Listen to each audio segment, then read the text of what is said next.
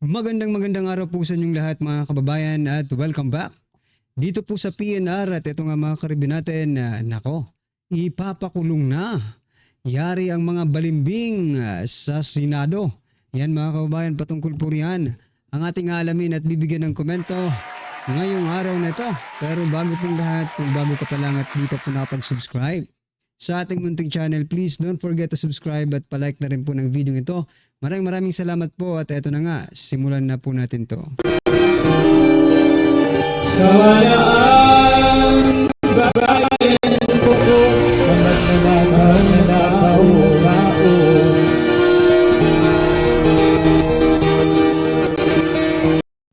So yan mga kababayan, bago po natin muling i-play ang video ito, eto mga karibin natin, pasadahan po muna natin ang ilan sa mga balitang nagte-trending sa mundo ng social media. At ito nga mga karibin natin, unahin na po natin itong balitang ito. Bigyan po natin ng reaction to ha. Yan po mga kababayan. 4 na DDS vloggers na contempt ipapakulong sa kamera. Ito po mula sa Abante News Online 2 hours ago. Anumang oras ay pwedeng arrestuhin sina Sasot, Jeffrey Celes at Loren Badoy dahil sa bisa ng contempt order at ikulong sa Batasan Complex habang hindi natatapos ang hearing sa fake news. Samantala si Mark Lopez naman ay pinaaresto dahil sa post nito laban sa House Tricom. Naku po. Grabe po talaga yung mga nangyari ngayon mga kababayan, no? If you say something na hindi nila magustuhan, contempt ka. Anyway, isa lang po ang pumasok sa isip ko, no? Nang mabasa ko po itong contempt order, no? Dito sa 4 na vloggers na ito. Ganito pala ang mangyayari, no, mga kababayan, kapag ikaw or ako, tayong lahat, mga karibin natin, ay walang kumbaga hindi makapag-invoke ng yung tinatawag nilang ano yan? Privilege speech, ay privilege, executive privilege yan mga kababayan. Yung sa ano yung nangyari sa Senado, di ba? Hindi makontempt or hindi nila makontempt, di ba? Yung mga opisyal ng gobyerno sapagkat under daw ito ng privilege, executive privilege yan mga kababayan. So nakakalungkot lang mga kababayan, no? Kasi may mga batas ang ating bansa na parang talaga ay para lang sa mga ordinaryong Pilipino. Diba?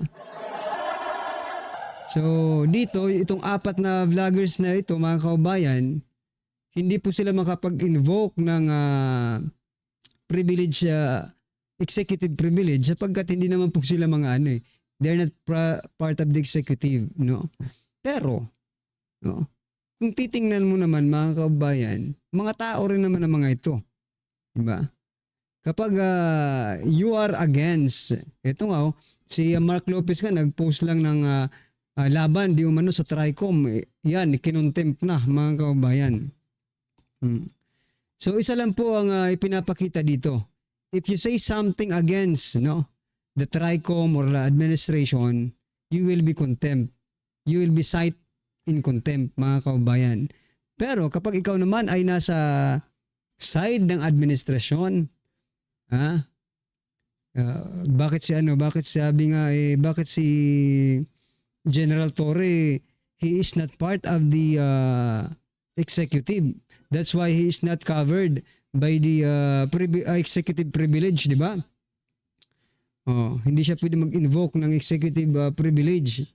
Pero bakit hindi pa rin kinontempt? Ibig sabihin, may pinipili talaga ang kinokontempt mga kababayan.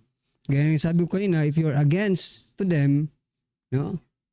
May chance kang makontempt.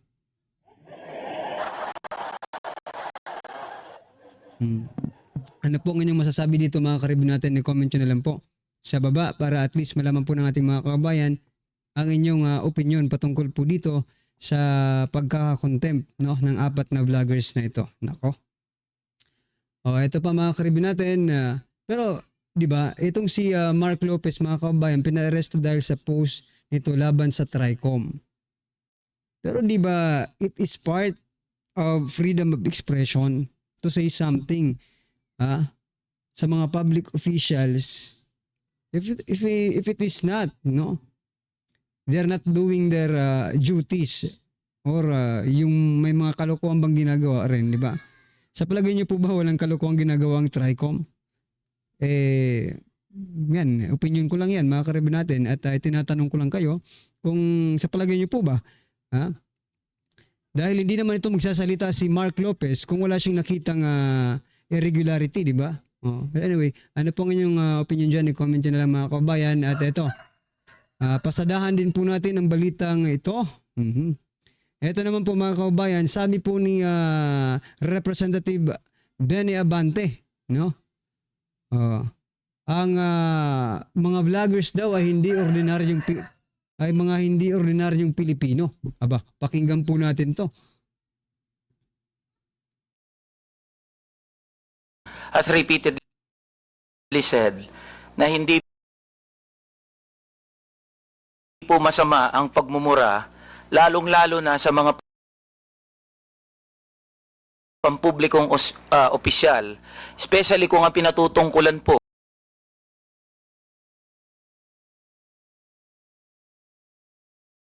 ay yung official functions nila, not the person.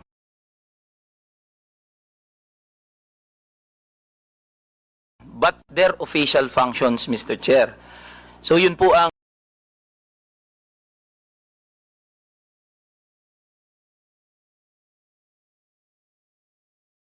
paninindigan, lalong-lalo na po namin bilang mga manggagawa.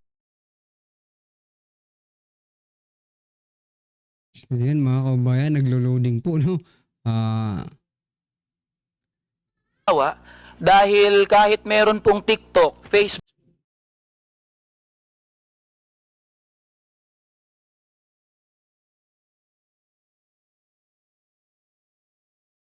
o social media, sa komunidad po,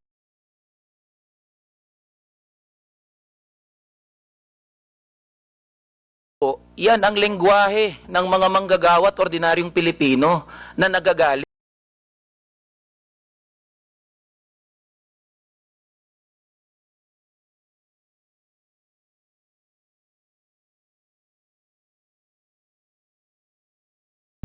Nako, na-stuck na mga karabin natin. Well, anyway, ang pinag-uusapan po dito, ito na. Pinag-uusapan po dito mga kabayan, no? Yung mga vloggers daw. Hindi po kasalanan ng mga vlogger o ng mga gumagamit ng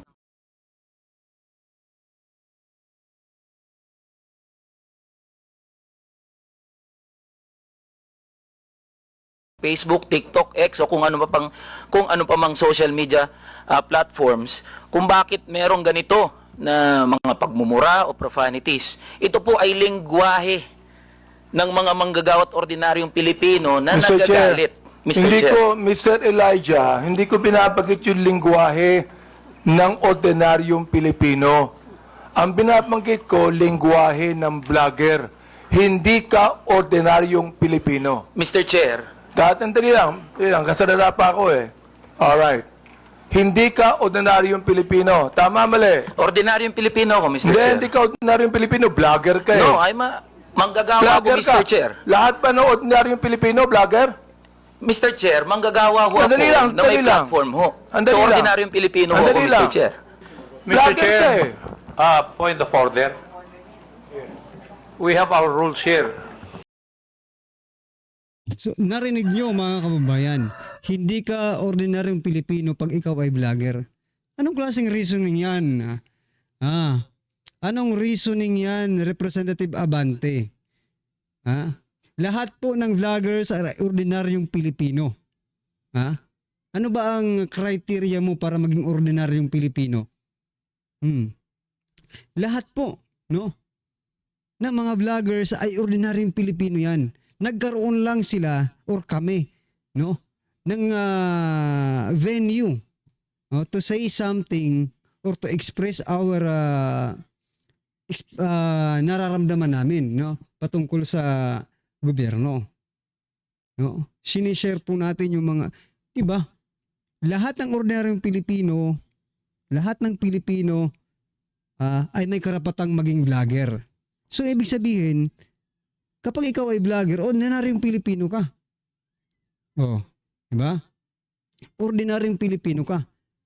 Kasi hindi naman tayo part ng yung sinatawag na like the mainstream media, 'di ba? They're the fourth state.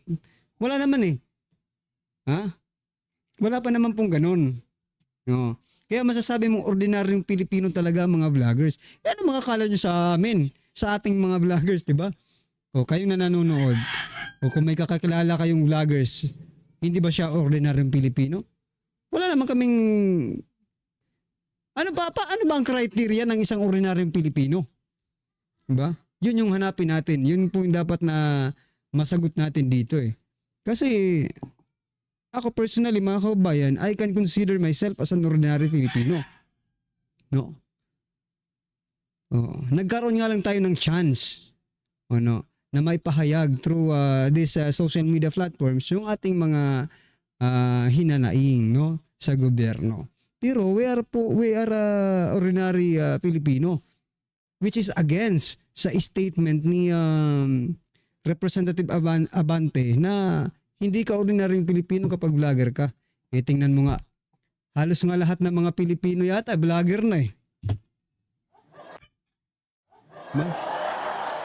Halos nga lahat ng mga Pilipino ay vlogger na. Kapitbahay mo, sa likod ng bahay nyo. Oh. Lahat, hindi ko nila lahat, pero yung may mga cellphone, mga kababayan, gamit ang camera nila, vlogging na yan.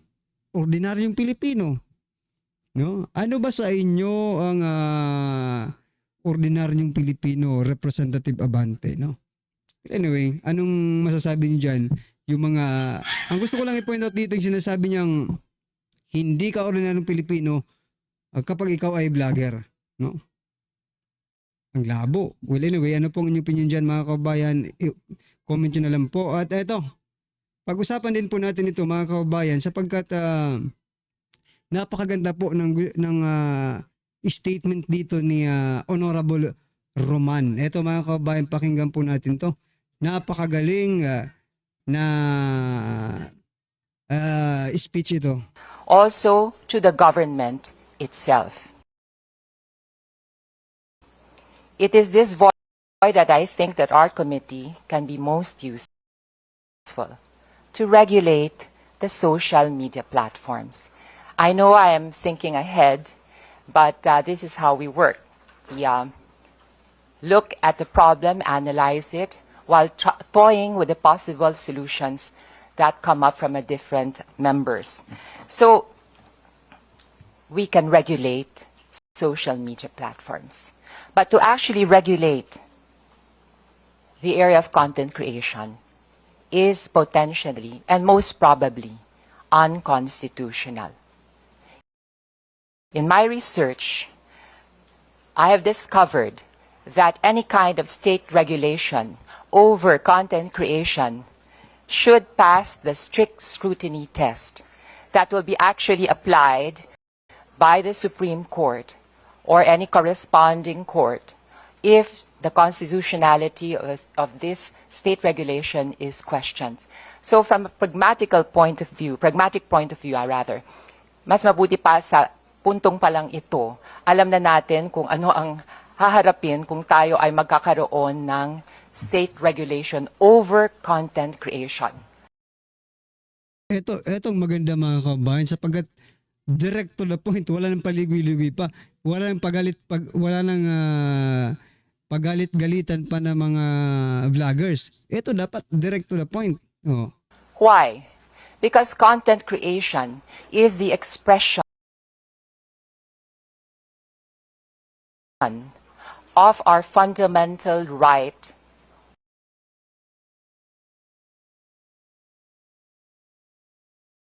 to free speech. And this is guaranteed by the Constitution. We cannot regulate opinions. We cannot regulate how and what content creators should produce. But So, klarong-klaro mga kababayan na hindi niyo pwedeng i-regulate yung opinion ng isang tao, no? Because it is under the Constitution, freedom of speech and freedom of expression, mga kababayan. Kapag na-regulate nyo pa yung isang opinion ng isang tao, abay, parang kinokontrol nyo na ang kanyang pag-iisip, mga kababayan. Pati yung nararamdaman niya, hindi niya na pwedeng ilabas. Diba? Kung yun po ang goal, no, ng TRICOM to regulate the content creation, which is, sabi nga po ni Honorable Roman, mga kababayan, it is against the Constitution sapagkat parang kinokontrol mo na yung nararamdaman ng isang tao. Bawal na siyang maglabas ng kanyang hinanain against whatever or whoever, mga karibyo natin, di ba? Oh. Di tama yung mga vloggers, mga karibyo natin. Hindi nyo po sila pwedeng i-contempt dyan. Hindi, joke lang mga karibyo natin. I-contempt nyo kung gusto nyo, pero what I'm trying to point out, mga kababayan, yung sinasabi ni Honorable Roman, na hindi naman pwede ang ganun, no? Yung content creation, di isa na lang ang tono nating lahat.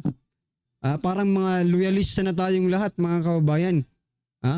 Wala nang pupuna sa gobyerno. Ito pa nga, napaka-bias ng TRICOM Bakit puro DDS vloggers yan? Ibig ba sabihin yung mga loyalista vloggers or vloggers ay hindi nagpapakalat ng fake news? Diba? Yung bang ibig sabihin ninyo? That's why. Tapos sasabihin nyo, it is not politically motivated. Bakit? Bakit puro mga pro Duterte ang mga inbitahan nyo? Yung ginawa nyo yung guest speaker. Dahil hindi kayo tinitira ng mga loyalista? Ganun ba? Ang labo rin, no? Ang labo talaga ninyo. Well, anyway, gusto ko lang i-point out dito sa ano na ito, sa video ito, mga karibyo natin, na tama yung sinasabi na hindi ninyo pwedeng kontrolin, no? Yung opinion ng isang tao. May kanya-kanya po tayong opinion. We have to respect, mga kababayan. Okay? So, ano man ang inyong komento sa video ito, i-comment nyo na lang, mga karibyo natin. At eto pa, mga kababayan, si Castro. Pasadahan din po natin to. Si Franz Castro, kinausap po si Meta. Ito pa, kung pakinggan po natin at bigyan natin ng reaksyon. Castro interrogating Meta. Or took down, we complained to we write to the Meta about my account, and then why is it that you are taking down specific account without explanation or without any justification to the subscriber? Like, for example, just take the account and that's it. So no explanation at all. So you will just explain if we will write to you on what happened to the account. So there's no, is there a like for example, due process in place in your Halatang-halata, no, si Castro, mga kabayan, no? Halatang-halata yung pagkatao ni Castro. Meron ng pattern, no? Yung mga sasabihin niya. Tingnan niyo sa mga investigation or sa mga hearing. Maano mo sa kanya yung due process, di ba? Always yan, na-adapt niya na sa lahat ng bagay, yung due process, di ba? Yung mga kung ano-ano. Pero mga kaubayan, kung ako dito si Meta, ako yung representative ng Meta, sasabihin ko kay Castro, Ma'am, before you use our platforms, no? We have rules and guidelines, no? We have guidelines, community guidelines. Did you read it? No? Kasi mamaya, baka yung tanong mo, nasagot na doon sa community guidelines. No? Baka hindi mo binasa yung community guidelines. Tapos ngayon magrereklamo ka kung bakit na-take down yung account mo ng 180 days. Binasa mo sana. Binasa mo sana ng yung community guidelines. Nandun po yan eh. Lahat ng gagawin mo sa Facebook, nandun po sa community guidelines. If you go beyond the community guidelines, yan, may mangyayari sa'yo. Gaya ni Castro, hindi sumunod sa community guidelines. Ayan, 180 days na suspended yung kanyang account, mga kababayan. Ano? Gusto ko lang ipakita yung katangahan dito. Ano? Kasi parang self-service na yung tanong eh. Well anyway, ito mga karibin natin, panoorin po, pakinggan din po natin itong si Attorney Panelo. Talagang yung mga yung nandito sa thumbnail natin eh. Yari ang mga balimbing sa Senado. Ito, pakinggan po natin si Attorney Panelo.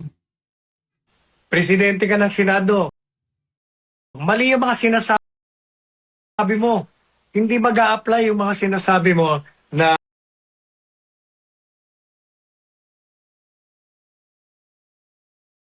kung ang krimen, ang demanda ay heinous crime, pwedeng arestuhin. Hindi nga po pwedeng arestuhin kahit na minor, heinous, whatever kind of crime. Kasi nga yung warrant of arrest is illegal. Ano ka ba? Abogado ka eh. Ang problema sa'yo, sumasama ka.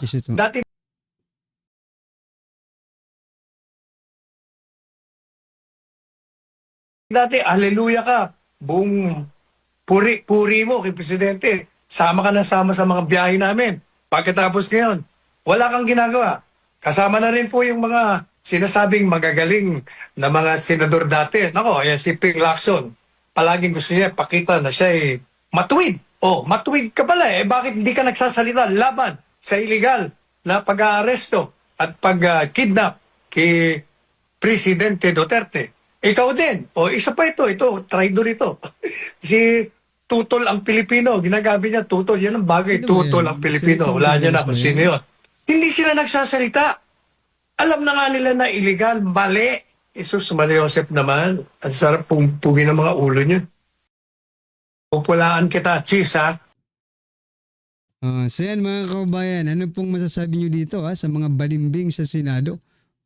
Nung panahon po ni former President Duterte, makasama pala nila. Pero ngayon, tila bagang mga traidor nga talaga, no? Mga balimbing. Kung sino ang gusto nilang pakinabangan ay doon po sila didikit mga kababayan. Well anyway, ano po inyong masasabi dito sa mga balimbing sa Senado? Alright? At ito na nga, simulan na po natin. Pakinggan, panoorin at bigyan ng komento ang video ito. Ito na po. Good news po itong pag-usapan natin tungkol sa pangatlong Senate hearing, yung pagka-aresto ni Tatay Digong. Yung pangalawa walang nag-attend nadedma yung hearing ni Senator Remy. Itong pangatlo, wala na silang kawala ang mga government officials. Mag-a-attend na sila, lalong-lalo na si General Torre. Hindi siya pwedeng mag-absent. Na-checkmate na. Wala nang lusot. He needs to attend itong third hearing. Ito. Balita ng GMA News Online na publish April 6. Ngayon lang. Kalalabas lang. Officials invited to Duterte arrest probe to attend April 10 hearing. cheese. Oh. Si Senator Senate President Escudero nagbanggit. Mag-attend na sila. Hindi na maulit yung April 3 hearing na isa lang nag-attend na yung si Attorney Mid. So yan mga kababayan, ano pong inyong opinion? Ako, bukas po yan, aabangan po natin yan mga kababayan na hearing.